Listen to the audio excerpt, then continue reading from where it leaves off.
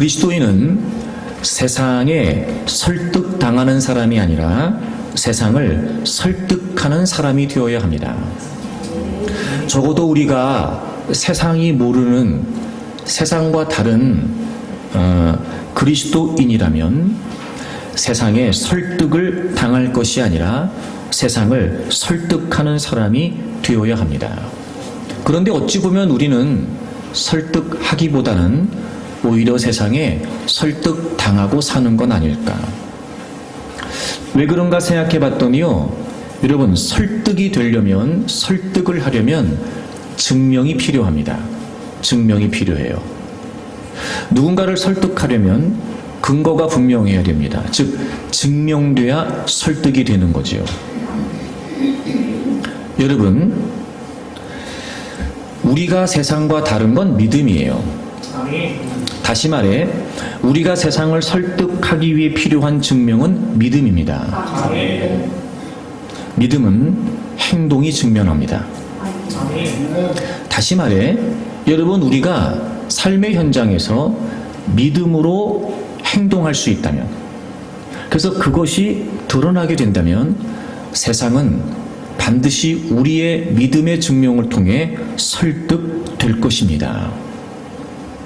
믿음은 뭘까? 하나님께 설득되는 겁니다. 세상과 하나님 사이에서 우리는 늘 하나님을 믿는다라고 말하지만 사실 하나님께 설득되지 않습니다. 오히려 우리는 세상에 설득을 당하고 하나님을 설득하려고 해요.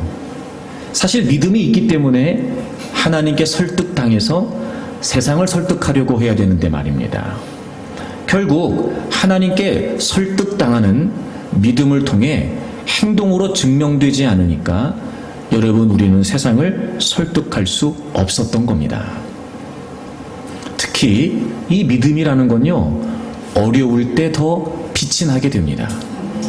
똑같이 어려운 상황인데 우리가 믿음으로 다를 수 있다면, 똑같이 고통스러운 형편인데 믿음으로 다르게 행동할 수 있다면, 아마 여러분, 세상은요, 그렇게 우리가 믿음으로 살아내는 모습만으로도 얼마든지 설득될 수 있을 겁니다. 사랑하는 여러분, 하나님께 설득되는 믿음이 분명하기를 바랍니다. 여러분의 믿음이 행동으로 증명되기를 바라고, 그래서 여러분, 세상을 설득하는 여러분들이 되시기를 바랍니다. 시편 84편은 순례자의 시편으로 불리어집니다. 당시 유대인들에게 있어서 예루살렘 성전은 하나님의 영광과 임재가 있는 곳이었습니다. 그래서 그들은 늘 꼭 예루살렘에 있지 않아도 곳곳에 흩어져 있으면서도 항상 예루살렘에 대한 동경을 갖고 살았습니다. 기회가 있을 때마다, 그래서 특별히 절기가 되면 성전을 방문해서 예배를 드리는 것을 그들은 너무도 원하고 있었습니다. 그래서 유대인들은 절기 때가 되면 성전에 가서 하나님을 예배할 꿈을 품고 예루살렘을 향한 여정을 떠나게 되지요. 그런데 예루살렘으로 가는 그 순례의 여정이 꼭 녹록했던 것은 아니었습니다.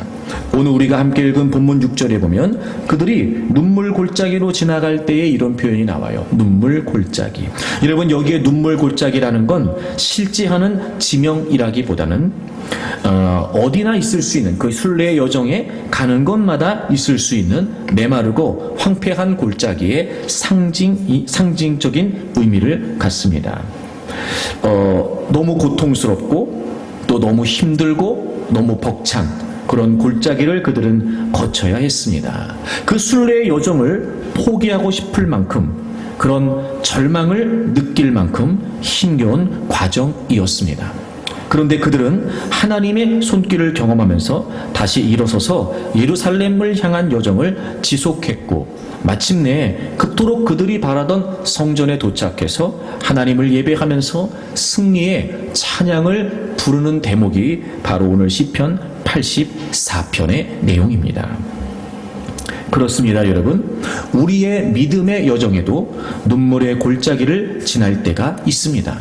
아니, 눈물의 골짜기를 다 지나야만 합니다. 막연한 긍정과 막연한 기대를 품기도 하지만 사실 여러분, 우리가 원하지 않아도 우리에게는 늘 눈물의 골짜기를 지나는 과정이 있다는 거지요. 품었던 거룩한 비전을 포기하고 싶을 만큼, 마음먹었던 믿음으로 결정했던 일들을 다 뒤로 하고 싶을 만큼, 그냥 이 자리에서 포기하는 게 제일 좋겠다 싶은 마음이 들 만큼 참기 힘든 고통의 과정을 지나야 할 때가 있습니다. 하지만 여러분, 우리는 반드시 눈물의 골짜기를 통과해서 승리의 찬양을 부를 수 있습니다. 왜냐하면 눈물의 골짜기를 지나는 그 현장에도 하나님은 함께 하시기 때문입니다. 얼마든지 우리가 눈물의 골짜기를 통과할 수 있고 우리의 믿음의 여정을 승리로 완주할 수 있다는 사실을 여러분 잊지 않기를 바랍니다. 지금 아무리 눈물의 골짜기를 지나고 있다 하더라도, 그래서 명백한 하나님의 임재가 신뢰되지 않고 마치 나 혼자 그 눈물의 골짜기에서 외롭게 힘겹게 살아가고 있는 것처럼 느껴진다 할지라도 여러분, 그렇지 않습니다. 반드시 그곳에서도 하나님은 여러분과 함께하고 계시고, 어떤 눈물의 골짜기라 할지라도 그 골짜기를 통과하기까지도 하나님은 함께 하실 것이며, 그리고 여러분, 우리가 멋지게 그 골짜기를 통과하고 마침내 우리가 그토록 바라던 주님 앞에 당도하여 그 주님 앞에서 승리의 찬양을 부르고 감격의 예배를 드리는 그 순간, 여러분, 그곳에서도 하나님은 우리와 함께 하실 겁니다. 그러니 여러분, 눈물의 골짜기를 지난다 하여 포기하거나 절망하거나 좌절하지 마십시오. 통과할 수 있다라고 하는 확신을 갖기를 바랍니다. 하나님이 함께 하시기에 얼마든지 이 골짜기를 통과하여 승리할 수 있다는 사실을 확신할 수 있기를 바랍니다. 여러분, 그렇다면 눈물의 골짜기를 지날 때 우리가 어떻게 해야 되는 걸까요? 도대체 하나님이 함께 하신다는 걸 우리가 어떻게 확신할 수 있을까요?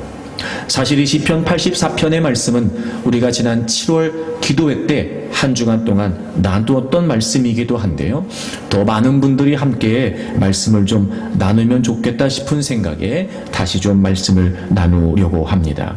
여러분, 시편 84편의 말씀을 우리가 함께 나누는 가운데 저는 하나님이 여러분을 위로하시고 또 여러분을 격려하시기를 기대합니다. 말씀에 힘을 얻기를 바랍니다. 다시 용기를 낼 수 있기를 바랍니다. 그래서 여러분, 지금 여러분이 겪고 있는 이 눈물의 골짜기 멋지게 통과하고 기쁨으로 감격으로 승리의 찬양을 부를 수 있기를 바랍니다. 여러분, 우리가 눈물의 골짜기를 지날 때 어떻게 해야 될까요? 오늘 본문 5절 말씀을 좀 보시겠습니다. 5절 말씀을 보시면 주께 힘을 얻고 그 마음에 시온의 대로가 있는 자는 복이 있나이다, 이렇게 되어 있어요. 그 마음에 시온의 대로가 있는 자는 복이 있나이다, 이렇게 되어 있어요. 여러분, 이 복이 있다라고 하는 말이 무슨 말이냐면 감탄사예요. 감탄사. 얼마나 행복한지 모른다, 이런 뜻이에요. 지금 그들이 눈물의 골짜기를 지나가고 있어요. 마음에 시온의 대로가 있답니다. 얼마나 행복한지 모른다는 거예요. 그러니까 마음에 시온의 대로가 있다는 것 때문에 그들이 지금 기쁘고 오히려 감사하고 오히려 행복하다라고 이렇게 지금 고백하고 있는 것입니다. 그렇습니다, 여러분. 지금 그들의 몸은 눈물의 골짜기를 지나가고 있습니다. 그런데 마음엔 뭐가 있어요? 그들이 원래 이 순례의 여정을 떠났을 때 품었던 예루살렘, 그 예루살렘으로 향하는 대로가 그들의 마음에 있다는 거예요.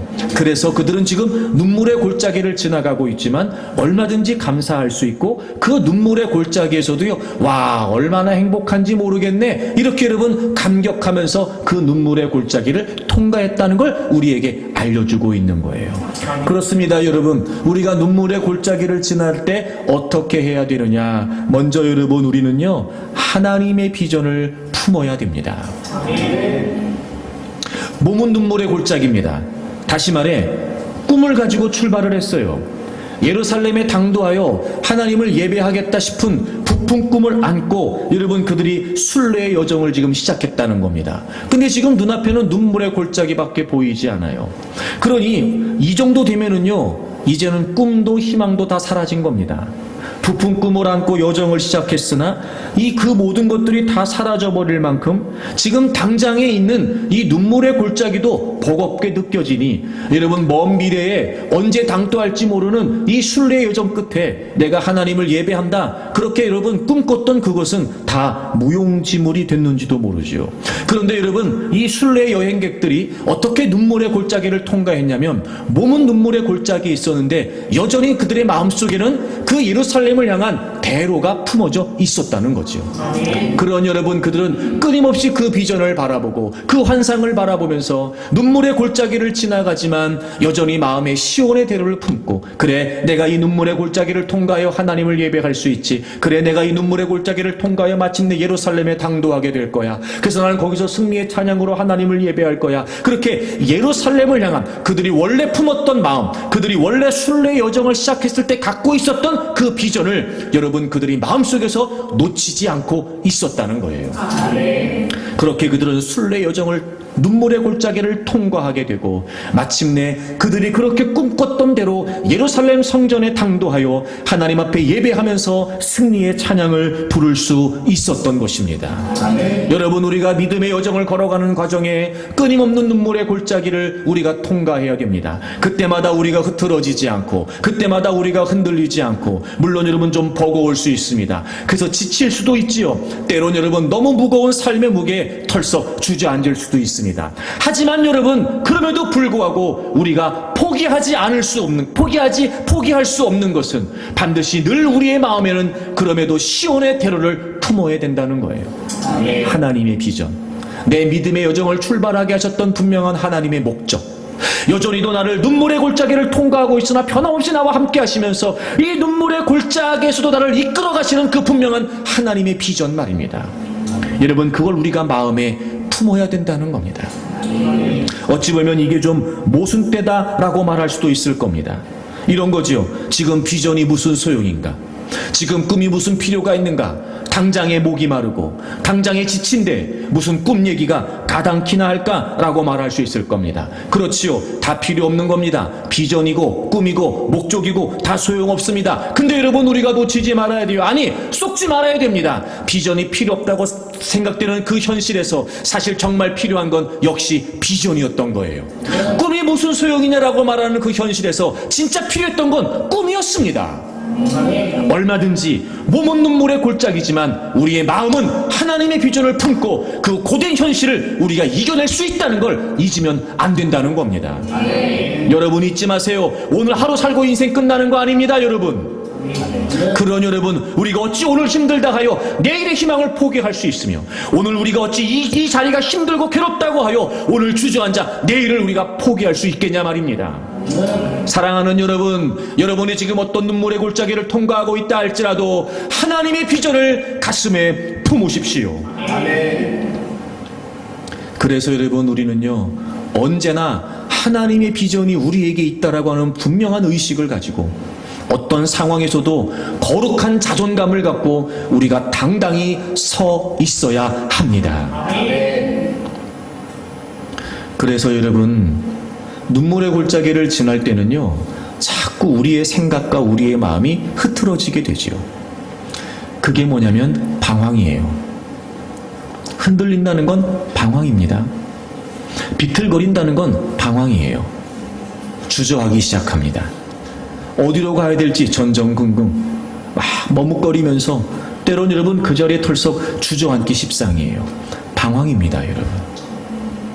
그 방황이 끝나려면 방향이 분명해야 됩니다. 때론 흔들릴 수 있습니다. 하지만 여러분, 우리가 그 방향을 찾으면 다시 그 방향으로 갈 수 있어요.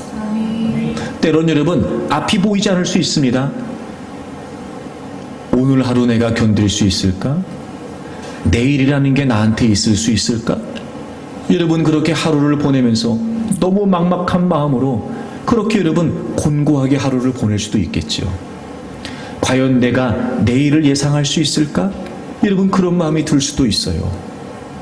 때로는 그래서 여러분 잠을 이루면서 너무 힘들면은요 그냥 눈 뜨지 않으면 좋겠다 이런 마음 들 때도 있어요. 죽고 싶은 건 아니지만 내일 하루를 또 살아갈 용기가 없는 거예요. 내일 내가 눈을 떠서 겪어야 될 많은 일들이 생각만 해도 나를 너무 힘들게 짓누르는 거예요. 죽고 싶은 건 아니지만 그냥 이대로 눈을 감았으면 좋겠다 이런 마음도 있죠. 하지만 여러분 그렇게 방황하고 있는 중에서도 우리는 방향을 놓치지 말아야 돼요. 하나님, 그래도 저를 향하신 하나님의 분명한 비전이 있으시지요? 하나님, 저에게 그 목적을 갖고 계시지요? 하나님, 제가 지금 이 방황하고 있는 중에도 이 방향 하나 붙들고 제가 버티고 싶습니다.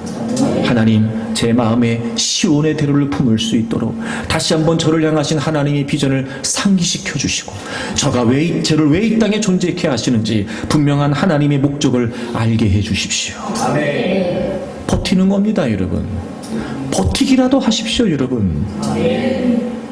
그러면 변함없이 그 눈물의 골짜기에서도 우리와 함께 하신 하나님께서는 여러분 마음의 시온의 대로를 품고 견디고 버티는 우리들을 반드시 함께 이끄셔서 그 눈물의 골짜기를 멋지게 통과하게 하실 줄로 믿습니다. 아멘. 다른 건 뭐라도 궁극적으로 우린 예수 그리스도를 믿기 때문에 우리의 결론은 하나님의 나라로 정해져 있어요. 아멘. 그걸 품으세요, 여러분. 아멘. 그 영원한 하나님의 나라. 내가 그토록 갈망하던 주님을 이제 여러분 주님과 같은 신령한 몸으로 우리가 부활하여 그분을 온전히 만나 배울 수 있는 그날 말입니다. 아멘. 고통도 아픔도 상처도 눈물도 없는 여러분 그 주님을 배웠고 그 주님의 영광과 그리고 그 주님의 사랑과 은혜 속에 날마다 주님과 함께하면서 여러분 그 주님의 은혜 속에서 주님의 영광 속에서 기쁨으로 감격으로 찬양으로 살아갈 그 영원한 하나님의 나라 말입니다. 여러분 그날이 있잖아요. 그날을 기대하세요. 그러니까 이런 거예요. 눈물의 골짜기로 끝난다 하더라도 끝나면 어디 가요? 천국 가요, 여러분. 그러니 여러분 우리가 지금 눈물의 골짜기에 있다 하여 우리가 주저앉을 건 아니라는 거예요. 또 하나 여러분 성경의 많은 역사와 성경의 많은 인물들을 통해 우리가 한 가지 확신할 수 있는 건 하나님은요 그들을 향하신 하나님의 자신의 뜻을 이루실 때까지 결코 포기하지 않으시는 하나님이십니다. 제가 모세 이야기를 자주 예를 들잖아요, 여러분. 모세는요 태어날 당시에 정말 비극적인 운명이었던 거 아시죠? 낳자마자 죽어야 되는 운명 말입니다. 어쩌면 여러분 그 모세의 가정에서 아들이 태어났을 때 아이쿠 하고 여러분 가슴이 철렁 내려앉았는지도 모르죠. 왜? 아들을 낳자마자 죽이라고 바로가 여러분 명령을 했는데요. 그런데 여러분 놀랍잖아요. 그 운명이 모세의 인생을 좌우하지 않았다는 거예요. 낳자마자 죽어야 되는 운명이었지만 하나님은 그를 살리셨습니다. 그를 향하신 분명한 하나님의 목적이 있었기 때문이에요. 그가 여러분 40세 살인을 저지르고 어쩔 수 없이 여러분 광야로 피해서 그가 여러분 40년의 세월을 또 잊혀진 인생으로 도망자의 인생으로 실패자의 인생으로 살게 되죠. 여러분 그래서 모세의 인생이 그렇게 끝났나요? 여러분 그렇지 않습니다. 모세가 하나님을 찾았던 것이 아니고 하나님이 모세를 찾아오셨어요. 그리고 그를 만나주셨고 하나님이 원래 갖고 계셨던 모세를 향하신 하나님의 비전을 말씀해 주시잖아요. 내가 너를 바로에게 보낸다. 내가 너를 애굽으로 보낸다. 내가 너를 통해서 이스라엘 백성들을 건져낼 거다. 여러분 그 살인이라고 하는 그의 실패가 그의 실수가 그의 인생을 결정짓지 못했다는 거예요. 여러분 걱정할 게 뭐가 있습니까? 염려할 게 뭐가 있어요? 그래요. 눈물의 골짜기를 지나는 동안 내가 직접 그걸 통과해야 되니까 그 골짜기를 내가 통과해야 되니까 우리의 몸은 지치고 힘들 수 있어요. 감정이 정서가 점점 여러분 곤고해질 수 있고 힘들어질 수 있어요. 그건 인정합니다. 하지만 여러분 우리의 마음에 시온의 대로가 있다면 나를 향하신 분명한 하나님의 목적이 우리에게 확고하게 설정되어 있고 그 방향이 우리에게 분명하게 있다면 말입니다. 얼마든지 눈물의 골짜기를 통과할 수 있습니다. 아멘. 여러분 에베소서 2장을 좀 찾아보죠. 에베소서 2장 10절을 우리 다 같이 읽겠습니다. 우리는 그가 만드신 바라 그리스도 예수 안에서 선한 일을 위하여 지으심을 받은 자니 이 일은 하나님이 전에 예비하사 우리로 그 가운데서 행하게 하려 하심이니라. 아멘. 여러분, 저는 여러분이 어떤 분들인지에 관해 설명드리려고 그래요. 첫째, 우리는 그가 만드신 바라. 여러분 다 그렇게 믿으시죠? 여러분은 하나님이 만드셨어요. 여러분, 여기서 만드셨다라고 하는 이 말이 포이에마라고 하는 말인데 이 뜻은 작품이란 뜻이에요. 작품. 여러분, 상품이 있고 작품이 있어요. 상품이 있고 작품이 있어요. 상품과 작품의 차이가 뭐냐면, 상품은 가격 대비 성능에 따라서 가치가 결정돼요. 그렇죠? 그게 상품이에요. 보통 가성비, 요즘은 가심비가 중요하다고 그래요. 그렇게 얘기하는 시대가 됐습니다만, 어쨌든 상품의 가치는요, 가격에 비해서 성능이 얼마나 좋고 나쁘냐에 따라 그 상품의 가치가 결정이 돼요. 그게 상품이에요. 근데 하나님은 우리를 상품으로 만들지 않으셨대요. 작품으로 만드셨다는 거예요. 여러분, 작품의 가치가 어떻게 결정되지요? 만든 사람에 의해서 결정돼요. 이게 말도 안 되는 비교긴 하지만, 제가 그린 그림하고 피카소가 그린 그림하고 가치가 여러분 어떻게 되겠어요? 만약에 여러분이 소유할 수 있다면 제가 그린 그림을 선택하시겠어요? 피카소가 그린 그림을 선택하시겠어요? 지금 저를 배려하시느라고 대답 안 하시는 거죠? 당연히 피카소예요. 왜냐하면 여러분, 피카소의 명성, 그죠? 그의 권위, 미술계에서 차지하고 있는 그 피카소라고 하는 어떤 이름의 가치가 있단 말이에요. 그러니 이건 그 사람이 만든 거야, 그 사람이 그린 거야, 그러면 그 만든 사람에 따라서 그 그림의 가치가 결정되는 거거든요. 여러분, 하나님이 여러분을 만드셨대요. 작품으로 말입니다. 그러니까 우리의 가치는 우리에게 있지 않아요. 우리를 누가 만드셨느냐? 하나님 만드셨어요. 여러분, 누가 뭐라고 해도 여러분들은요, 하나님께서 하나님 자신의 형상대로 만드신 하나님의 작품이에요. 하나님이 우리를 베스트 원으로 만드신 게 아니고요, 온리 원으로 만드셨어요. 세상은 베스트 원을 최고라고 생각해요. 천만에요, 여러분. 하나님이 우리를 작품으로 만드실 때 하나님은 우리를 온리 원으로 만드셨어요. 그리고 하나님 보시기에 좋았다 그랬거든요. 그러면 되는 거예요, 여러분. 남들은 우리의 소유, 우리의 실력, 혹은 여러분 우리의 외모, 또 우리의 어떤 그런 학력, 이런 경력, 이런 걸 가지고 자꾸 우리의 인생을 재단하려고 하겠죠. 순위를 매기려고 할 거예요. 그러면서 자꾸 우열을 가리고 자꾸 여러분 우리의 인생을 하찮게 여기는 경우도 적지 않을 겁니다. 하지만 여러분, 거기에 속지 마세요. 우리는 상품이 아니고 작품이에요.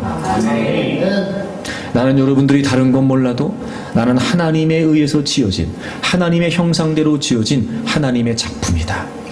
여러분이 거룩한 자존감을 갖기를 바랍니다. 때론 여러분, 누군가 나를 우습게 여긴다고 해서 여러분이 우스운 존재가 아니에요. 때론 누군가 여러분을 하찮게 대한다고 해서 여러분이 하찮은 존재가 아닙니다. 오히려 여러분을 우습게 대하는 그 인간을 우습게 여기세요. 오히려 여러분을 하찮게 대하는 그 인간을 하찮게 여기세요. 그리고 마지막엔 사랑하세요.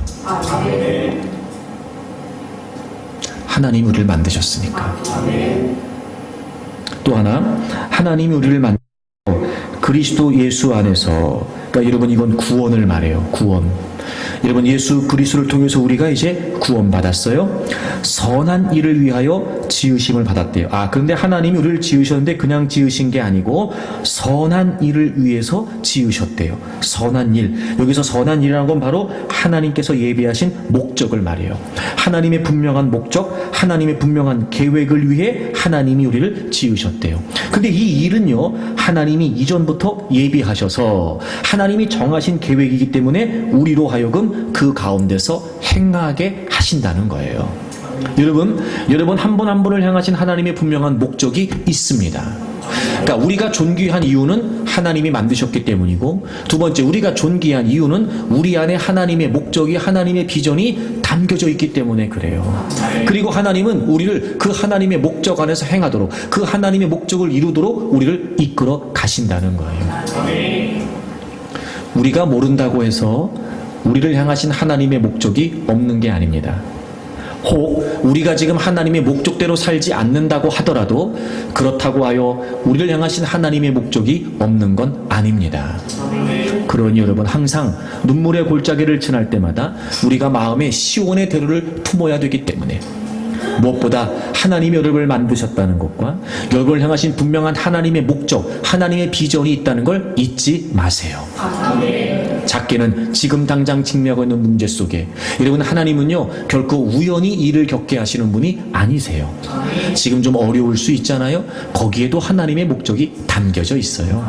지금 좀 괴로울 수 있지요, 여러분. 그러나 거기에도 선하신 하나님의 뜻이 담겨져 있어요.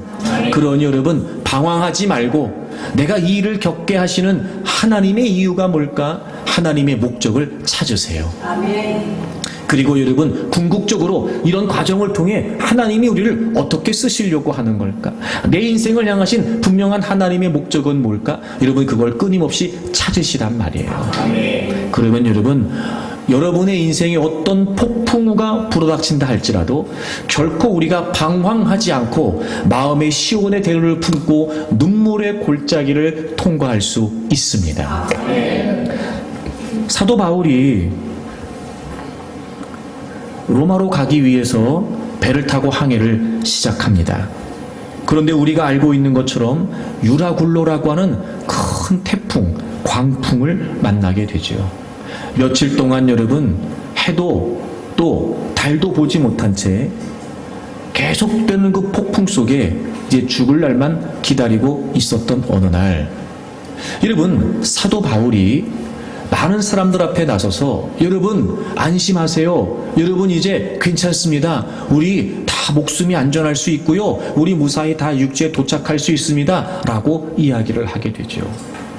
그랬던 이유가 뭐였냐면 하나님의 사람이, 하나님의 사자가 그에게 말씀을 주셨기 때문이었어요. 너 걱정하지 마. 너 가이사 앞에 서야 된다. 너 로마로 가야 돼. 걱정하지 마. 이렇게 이야기를 하죠. 여러분, 우리 사도행전 27장을 찾아보겠습니다. 사도행전 27장 22절부터 보시면 제가 설명드렸던 거예요. 내가 너희를 권한다. 그러니까 바울이 겁에 타고 있었던 사람들에게 안심하라고 이야기를 해요. 그렇게 얘기했던 근거가 뭐였냐면 23절 보시면 내가 속한 바 곧 내가 섬긴 하나님의 사자가 어젯밤에 내 곁에 서서 말하되 하나님이 그에게 말씀하신 거예요. 24절 바울아 두려워하지 말라. 네가 가이사 앞에 서야 하겠고 또 하나님께서 너와 함께 항해하는 자를 다 내게 주셨다 하였으니 이렇게 돼 있어요. 여러분, 지금 바울 사도는요 많은 사람과 함께 배를 타고 로마로 가고 있는데 큰 풍랑을 만나게 됩니다.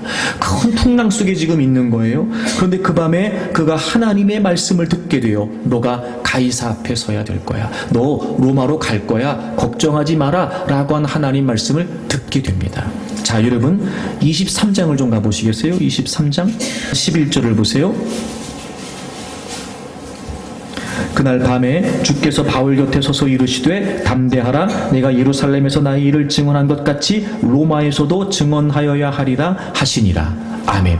여러분, 이미 로마로 가는 항해를 하기 시작하기 전부터 하나님은 바울에게 말씀하셨어요. 너 로마에 가게 될 거야. 너 로마로 가서 네가 지금 여기 예루살렘에서 복음을 전하는 것처럼 너 로마에 가서 복음을 전하게 될 거야. 라고 이렇게 하나님이 바울에게 말씀해 주셨어요. 이런 바울은 늘 자신의 삶에서 고백했습니다. 나는 이방인의 사도로 부름을 받았다라고 말이죠. 그는 알았어요. 그의 비전이 무엇인지에 관해서. 그런데 하나님이 그 상황에서 더 구체적으로 말씀해 주세요. 너 이제 로마로 가야 된다. 여러분, 바울 사도가 여러 차례 선교 여행을 통해서 곳곳에 많은 곳에 이방인들에게 복음을 전하고 교회를 세우기 시작했죠. 그렇게 하나님이 그를 그의 비전으로 이끌어 주셨어요. 많은 어려움을 당했습니다. 숱하게 많은 고난이 그에게 있었습니다. 하지만 그는 늘 마음에 복음을 향하신 이방인의 사도로 자신을 부르셨다라고 하는 시온의 대로가 그에게 있었어요. 그리고 이제 마지막 순간이 다가오기 시작합니다. 하나님이 그를 로마로 보내시겠다고 말씀하셨죠. 이제 그는 로마를 가슴에 품고 있습니다. 로마로 가던 중에 그는 큰 풍랑을 만나게 돼요. 지금 엄청난 골짜기 속에 있는 겁니다. 아니, 하나님이 나를 로마에 보내신다고 했는데 이렇게 큰 풍랑을 만나 이제는 우리가 살아날 수 있는 희망조차 잃어버리고 있다는 거예요. 그때 하나님이 그에게 또 말씀해 주세요. 너 가이사 앞에 서야 된다. 너 내가 로마로 가야 된다고 말했지? 너 지금 로마로 가고 있지? 걱정하지 마. 로마에 당도하게 될 거야. 라고 지금 하나님 말씀하신 거예요. 여러분, 그렇습니다. 눈물의 골짜기로 지나갈 때마다 여러분, 우리는요 마음의 시온의 대로를 품어야 되는데 그럴 때마다 하나님은 우리에게 말씀해 주세요. 이런저런 상황들을 통해서, 이런저런 사람들과의 교제를 통해서, 우리가 또 기도할 때마다, 우리가 말씀을 들을 때마다 우리는 우리 혼자 눈물의 골짜기를 지난다라고 생각할지 모르지만 그 눈물의 골짜기에서도 함께 하신 하나님께서는 우리에게 말씀해 주세요. 너 잊어먹지 마라. 내가 너를 만들었어. 너 놓치면 안 돼. 내가 이것 때문에 너를 세우고 있는 거다. 내가 이 목적으로 너를 지금 이끌어가고 있는 거야. 내가 너를 존재케 하는 이유에 관해 내가 알려줬지. 내가 너에게 준 약속이 너에게 있지. 잊지 마라. 그리고 하나님은요, 우리가 눈물의 골짜기를 지나가는 과정에 여러 가지 많은 다양한 상황들을 통해 말씀해 주세요. 그러면 여러분, 바울이 확신을 갖고 그 배 타고 있는 많은 사람들에게 여러분 걱정하지 마세요. 우리 다 무사히 육지에 도착할 수 있습니다. 라고 말했던 것처럼 이렇게 우리도 확신을 가지고 눈물의 골짜기를 통과할 수 있다는 거예요. 여러분, 지금 여러분에게 무슨 소리가 들립니까? 지금 눈물의 골짜기를 지나가는 여러분은 무엇에 귀를 기울이고 있습니까? 그만두자? 포기하자? 다 때려치자? 혹시 여러분 그런 소리가 여러분에게 들립니까? 힘든데 그만하자. 적당히 해라. 여러분 그런 마음이 여러분에게 드십니까? 여러분 그런 소리에 쏘으면 안 됩니다. 하나님은 또 오늘도 말씀하실 거예요. 비전을 품어라. 시온의 대로를 품어. 내가 너를 만들었어. 넘어지지 마라. 쓰러지지 마라. 내가 너와 함께한다.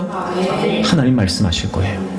그리고 여러분, 여러분의 인생을 향해 하나님 갖고 계시던 계획과 비전들, 이미도 우리에게 약속으로 주셨던 하나님의 말씀들, 여러분을 이끌어 가시길 원하시는 그 분명한 하나님의 비전, 여러분 그 방향을 분명히 바라보세요.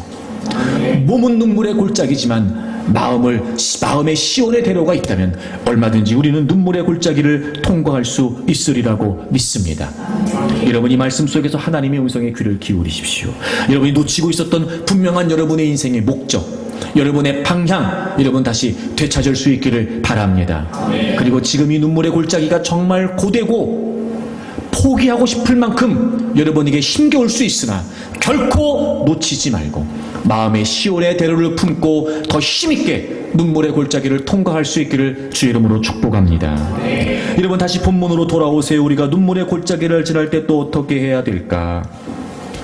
오늘 본문 6절 말씀을 보시면 그들이 눈물 골짜기로 지나갈 때 그곳에 많은 샘이 있을 것이며 이른 비가 복을 채워주나이다. 아멘. 여러분, 그들이 눈물의 골짜기로 지나갈 때 뭐가 있어요? 샘이 있고 이른 비가 있다는 거예요. 이른 비가 있다는 거예요. 그러면서 복을 채워준다 이렇게 돼 있잖아요. 5절에 복이 있나이다, 6절에 복을 채워주나이다. 다 동일한 맥락이에요. 여러분, 지금 눈물의 골짜기를 지나가고 있어요. 그런데요, 그 메마르고 황량하고 거칠은 눈물의 골짜기를 지나가고 있는데 거기에 뭐가 있냐면 샘이 있을 거래요. 샘이 있을 거래요. 그리고 이른 비가 내린대요.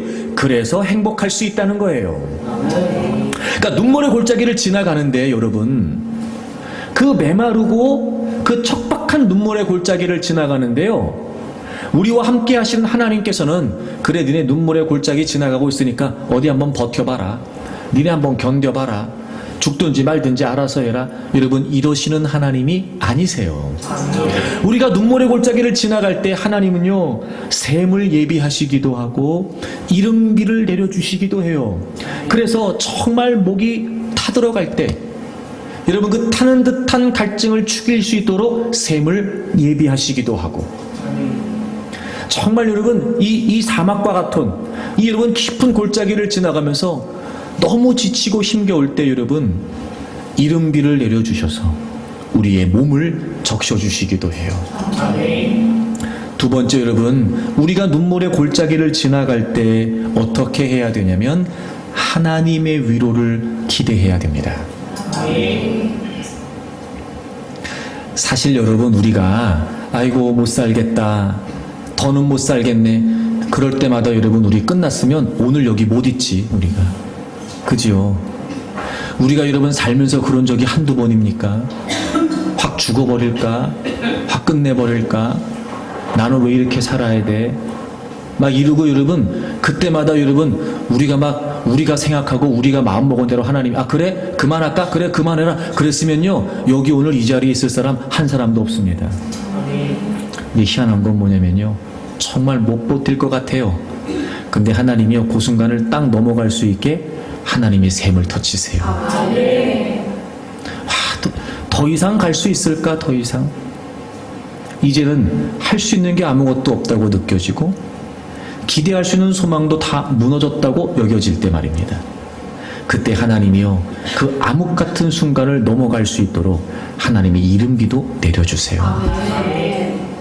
실제로 여러분, 이곳에는요 곳곳에 샘이 많이 있었다는 거예요. 그런데 여러분, 이 지역은 비가 많이 내리는 지역이 아니기 때문에 사실 샘이 있어봐야 뭐 얼마나 큰 샘이 있겠어요. 그러니까 간신히 이렇게 목을 축일 수 있을 정도의 그런 샘이 아니었을까? 여러분 그거 아시죠? 그 샘도 말라버리면 그만이거든요. 근데 그 눈물의 골짜기를 지나가는 동안 샘이 있다는 건 하나님이 여러분 샘을 터치시는 거예요. 예비하신다는 거지요. 여러분, 제가 분명히 말씀드릴 수 있는데 지금 여러분 눈물의 골짜기를 지나가면서 너무 힘들잖아요.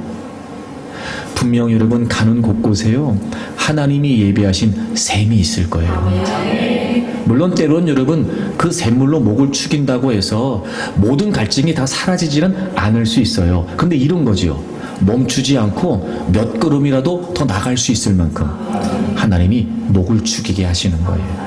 그거 있어요 여러분. 아니 여러분, 그거 있을 거예요. 지금까지도 그렇게 있었던 것처럼 지금 여러분 여기가 끝이다, 정말 깜깜하다 싶을 때도요, 그럼에도 불구하고 하나님 반드시 예비하신 그 샘이 있어요. 기대하십시오 여러분, 기대하십시오. 그리고 이 당시에는 이 시편 84편의 배경이 이제 초막절인데, 이 당시에 약 10월, 11월 경에는요, 이른비가 실제로 내렸다고 그래요. 그래서 그 이른비가 내려서 계곡을 적셨다고 그래요. 그러니 여러분, 이 뜨거운 사막 지역을 지나면서 많은 순례자들이 얼마나 여러분 마치 이렇게 가뭄의 단비처럼, 우리식으로 표현하면 가뭄의 단비처럼 그 이른비에 몸을 적시고, 여러분 때로는 그럴 때 있잖아요. 여러분 막 덥고 막 이런 그럴 때 여러분 비가 막 내리면, 요즘은 그런 경우가 많지 않은데 왜 이렇게 흙내음이 막 나면서, 그러면 흙내음을 맞는 것만으로도요 때로는 여러분 피로가 씻길 때가 있단 말이에요. 그것도 사람을 기분 좋게 하더라니까요. 그런 것처럼 그러니까 이른비가 내리면서 몸도 적시고, 몸이 적셔지면서 좀 피곤도 풀리고, 여러분 그 계곡을 지나가면서 막 여러분 빗소리가 들리고, 이런 빗소리가 들린다는 것만으로도 막 사람이 막 이렇게 생기가 돋을 수 있지 않아요? 그러면서 이런 막 흙내음이 나면서 막 지쳐있는 우리의 어떤 그런 정신적으로, 마음적으로, 심적으로도요 위로가 되고 힘이 될 수 있다니까요. 샘을 터치시고 이른비를 내려주시면서, 여러분 하나님은요 우리가 이 순례 여정을 끝까지 마무리할 수 있도록, 이 순례 여정을 마지막까지 마무리할 수 있도록 하나님은 위로를 하신다는 거예요. 때론 여러분 하나님이요 사람을 통해서도 위로하세요. 때로는 하나님이 어떤 사건을 통해서도 위로하세요. 때로는 여러분 하나님이 어떤 일을 겪게 하셔가지고요 그 일을 통해서도 우리를 위로하시기도 해요. 그리고 여러분 무엇보다 하나님 그분이 우리의 위로자가 되세요. 제가 어떤 글을 보다가 이런 글을 봤어요. 눈물은 눈이 흘리는 것이 아니라 마음이 흘리는 것이다. 누군가 눈물을 흘리고 있을 때 손수건을 주지 말고 마음을 주어라, 이렇게 돼 있더라고요. 너무 공감이 되잖아요 여러분. 그래 맞다. 흐르는 눈물을 손수건으로 닦는다 하여 위로가 될까? 필요한 건 뭐였어요? 곁을 주는 거였어요. 그러다 제가 문득 그런 마음이 들었어요. 우리 안에 주님이 계시지. 우리 안에 설사 여러분 누군가 마음을 내준다고 하여 잠시 그의 곁에 기댈 수 있다고 칩시다. 그렇다고 진짜 위로가 될까 여러분? 그렇지 않거든요. 그런데 여러분, 주님은요, 곁에 계시는 게 아니고요, 우리 안에 계세요. 주님이 우리 마음속에 계세요. 그리고 여러분, 성령님이 우리와 함께 하시면서 우리 안에 계시는 그분이 얼마든지 우리의 마음을 어루만지실 수 있겠다. 그런 마음이 드는 거예요. 여러분, 어디에도 위로를 구할 데가 없다 이렇게 여겨지십니까? 주님이 여러분 안에 계세요. 성령님이 지금 여러분과 함께 하신다니까요. 어쩌면 지금 성령님은요, 우리가 막 힘들어하고 외로워하고 괴로워하는 그 현실에 우리와 함께 하시니까 우리를 다 알고 계시잖아요. 어쩌면 여러분, 우리가 우리 안에 거하시는 주님의 명백한 임재를 신뢰하지 못하는 가운데 우리보다 더 안타까워하시는 주님을 지금 놓치고 있는지도 모르죠. 주님은 단순히 손수건을 주시는 분이 아니고요, 우리가 왜 우는지도 알고 계시는 분이시란 말이에요. 누군가는 겉으로 눈물을 흘리는 모습을 보면서 힘든가 보다라고 적당히 생각할 때 우리 안에 계시는 주님은요, 그 눈물이 어떤 의미인지 우리의 마음을 다 알고 계신다니까요. 그분은 위로하기를 원하시고요, 그분은 우리를 감싸주시기를 원하시고 우리를 어루만져 주시기를 원하세요. 여러분, 지금 정말 혹독한 눈물의 골짜기를 지난다고 생각하십니까? 여러분 안에 계시는 주님을 좀 바라보세요. 여러분, 히브리서 4장을 찾아보세요. 히브리서 4장 14절부터 보시면, 그러므로 우리에게 큰 대제사장이 계신다. 여러분, 예수 그리스도께서는 우리와 하나님 사이의 대제사장, 완전한 대제사장, 온전한 유일한 중보자가 되셨어요. 그래서 여러분, 우리가 승천하신 이 곧 하나님의 아들 예수시라 우리가 믿는 도리를 굳게 잡을지어다. 이게 무슨 말이냐면, 예수 그리스도로부터 주어진 그 믿음의 고백, 우리가 예수 그리스도를 통한 그 믿음의 고백을 굳게 잡을 수 있다는 거예요. 그게 뭐냐면 15절, 우리에게 있는 대제사장 예수 그리스도시지요. 그분은요, 우리의 연약함을 동정하지 못하실 이가 아니래요. 제가 여러 차례 말씀드린 적이 있는데, 여러분, 이중 부정은 강한 긍정이에요. 동정하지 못하실 이가 아니다. 이중 부정이잖아요. 강한 긍정이에요. 여러분, 여기서 동정하다는 말이 무슨 말이냐면 함께 아파한다는 말이에요. 그럴 수밖에 없어요. 예수 그리스도께서 우리 안에 계시니까요. 우리가 아플 때 그분도 함께 아프세요. 함께 아프세요. 우리가 뭐 때문에 아픈지, 뭐 때문에 슬픈지, 뭐 때문에 괴로운지 우리 안에 계신 우리의 사정을 이미도 잘 알고 계시는 그분께서는요, 당연히 함께 아파하세요. 우리 16절 다 같이 읽겠습니다. 16절 시작. 그러므로 우리는 긍휼하심을 받고 때를 따라 돕는 은혜를 얻기 위하여 은혜의 보좌 앞에 담대히 나아갈 것이니라. 아멘. 그러니까 여러분, 우리의 죄를 대신해서 십자가에서 죽으시고 부활하신 그분, 하나님과 우리 사이의 완벽한 중보자가 되시는 그분, 그래서 이제 우리 안에 거하시는 그분, 여러분, 그분은요, 우리와 똑같이 아파하세요. 똑같이 슬퍼하시고 함께 아파하는 분이세요. 그렇게 우리를 동정하는 분이시란 말이죠. 그러므로 우리가 확실히 믿을 수 있는 게 뭐예요? 긍휼하심을 받고. 여러분, 여기서 이 긍휼이라는 단어가 정말 중요합니다. 자비와 동정을 말하는데요, 이건 단순히 우리 연약함만을 말하는 것이 아니라 우리가 범죄하고 실패할 수밖에 없는 우리의 죄성까지도 포함한다는 거예요. 그러므로 여러분, 우리에게는 주의 긍휼이 필요해요. 때를 따라 여러분, 우리는 언제나 필요하단 말이에요. 그분의 긍휼이, 그분의 은혜가 말입니다. 그러므로 정말 그분의 은혜가, 그분의 긍휼이, 그분의 용서가, 그분의 위로가 필요하다면 그 은혜의 보좌 앞에 담대히 나아가라는 거예요. 아멘. 주님을 찾으라는 거예요. 주님의 위로를 구하라는 겁니다. 여러분, 생각해 보십시오. 우리가 죄와 사망의 권세 가운데 있을 때, 저주를 받아 영원한 멸망으로 치닫고 있을 때, 그것이 너무 안타까우셨던 하나님 아버지께서 예수 그리스도를 십자가에 못 박으셨습니다. 그분이 우리의 구원자가 되셨고, 그분이 우리의 위로자가 되셨고, 그분이 우리의 치유자가 되셨습니다. 그리고 이제 그분은 우리와 함께 하십니다. 변함없이 우리와 함께 하십니다. 우리 안에서 우리를 동정하십니다. 함께 아파하시고 함께 슬퍼하시는 분이십니다. 어쩌면 그분은요, 우리를 위해 십자가에서 죽으시고 부활하시면서 우리 안에 거하시면서 날마다 우리가 그분을 찾기를 기다리고 계시는지도 모르죠. 왜 여러분 어딘가에서 헤매고 있는 겁니까? 여러분 왜 진정한 위로와 소망을 찾아 어디에서 여러분 헤매고 계시는 겁니까? 여러분을 위해 십자가에서 죽으신 여러분의 주님이 여러분 안에 거하신단 말이에요. 충분히 위로가 되실 수 있고 충분히 우리를 치료하실 수 있으며 그 어떤 가운데서 우리를 다시 일으켜 세우실 수 있는 회복의 주님께서 우리와 함께 하십니다. 그분을 찾으십시오. 그분의 위로를 기대하십시오. 이른비를 내려주실 것입니다. 곳곳에 기대하지 못했던 샘을 터쳐주실 것입니다. 그리고 여러분 얼마든지 우리가 눈물의 골짜기를 통과할 수 있도록 우리와 함께해 주실 겁니다. 여러분 그분의 위로가 얼마나 완벽한지, 자 고린도후서 1장을 찾아보세요. 고린도후서 1장 3절을 보시면 찬송하리로다 그는 우리 주 예수 그리스도의 하나님이시요 자비의 아버지시요 모든 위로의 하나님이시며. 여러분 4절을 보세요. 우리의 모든 환난 중에서 우리를 위로하사 우리로 하여금 하나님께 받는 위로로서 모든 환난 중에 있는 자를 능히 위로하게 하시는 이시로다, 이렇게 되어 있어요. 아멘. 여러분 여기서 이 위로라고 하는 말이 무슨 말이냐면요, 곁으로 부르다 이런 뜻이요. 곁으로 부르다, 곁으로 부르다. 특별히 여러분 이 위로라고 하는 단어의 어원이 성령님을 뜻하는 보혜사와 같은 어원이라는 거예요. 그러니까 위로가 이런 거예요. 진짜 위로가 뭐냐면 우리 안에 거하시는 성령님이 우리를 곁으로 부르시는 거예요. 우리를 부르셔서 보살펴 주시고 권면하시는 이런 성령님의 자상한, 이런 성령님의 따스한 성품이 담겨 있는 표현이 바로 이 위로라고 하는 표현이에요. 그래서 여러분 하나님께 받는 위로로서 우리를 곁에 부르시고 우리를 위로하시고 보살피시고 살펴주시고 보듬어 주시면서 여러분 우리를 위로하세요. 왜요? 우리에게 위로가 필요했거든요.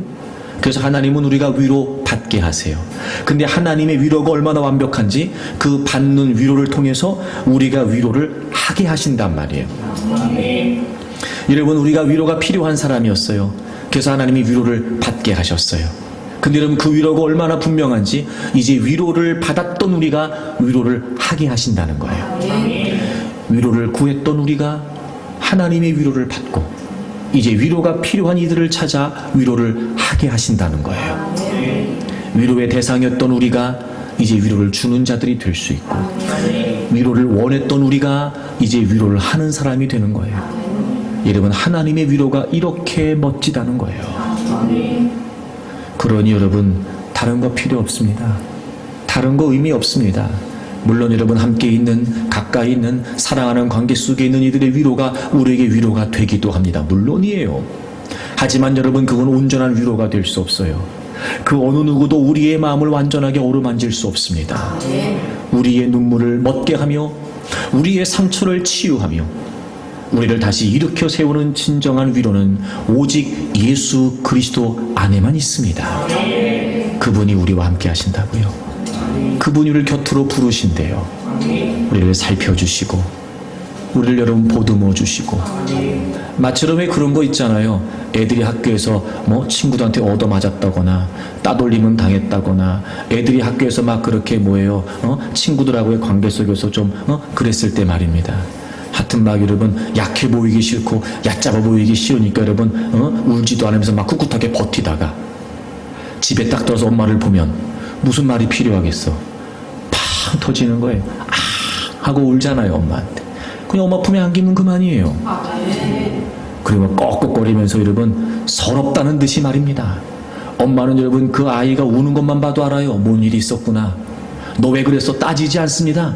그냥 그 품에 보듬어 주는 거예요. 한참을 여러분 그 아이가 엄마 품에서 울고 나면 다 해결되는 겁니다. 다 해결되는 거예요. 엄마가 있는데. 그렇지 않습니까 여러분? 그런 거 말이에요 여러분. 우리의 믿음을 행동으로 증명하며 세상을 설득한다는 게 얼마나 힘들어요. 그래서 때론 여러분 세상에 설득당하기도 하죠. 하지만 여러분 그렇게 힘겨운 눈물의 골짜기를 지낼 때마다 여전히도 우리가 하나님이 함께 하신다는 사실을 확신하고 하나님이 위로를 기대하면서 또 설득하고 또 설득하고 그렇게 여러분 우리가 있는 삶의 현장에서 우리가 믿는 하나님을 우리가 드러내기를 원하는 거예요. 하나님은 그 모습을 기뻐하십니다. 그러니 여러분 꿋꿋하게 용기 있게 그리고 여러분 자신감 있게 눈물의 골짜기를 통과하세요. 하나님의 비전을 품으십시오. 하나님의 위로를 기대하십시오. 지금 눈물의 골짜기를 느껴지는 여러분의 삶의 여정, 반드시 여러분이 믿음으로 행동하여 또 다른 누군가를 설득할 수 있을 만큼, 여러분이 지금 눈물의 골짜기를 믿음으로 거쳐나가는 모습을 보는 사람들이 정말 하나님이 살아계시다고, 여러분이 믿는 하나님이 살아계시다고 인정할 만큼 하나님이 멋지게 통과할 수 있도록 마침내 감격과 눈물로 승리의 찬양을 부르는 그날을 하나님께서 허락해 주실 줄로 믿습니다.